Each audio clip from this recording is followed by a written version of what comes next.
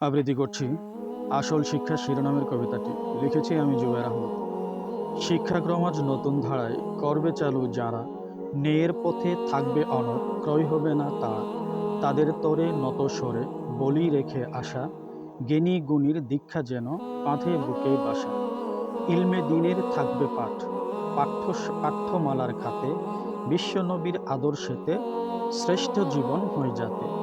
আল কোরআনের ইলম দ্বারা পাঠ্যমালা গড়বে, কচি কাঁচা হেসে খেলে ইলমের পাঠ পড়বে। কোরআন দিয়েই চলবে দেশ, দূর হবে দুর্নীতি, স্বাচ্ছন্দ্য করবে বিরাজ, আসবে না দুর্গতি। ওগো প্রভু দাউগো ঢেলে চিত্তে সহি দীক্ষা, ইসলামেরই পান্থ পেয়ে আসল হবে শিক্ষা। ধন্যবাদ সবাইকে। আর এই শিক্ষাক্রমে যাতে এমনটাই হয় আমরা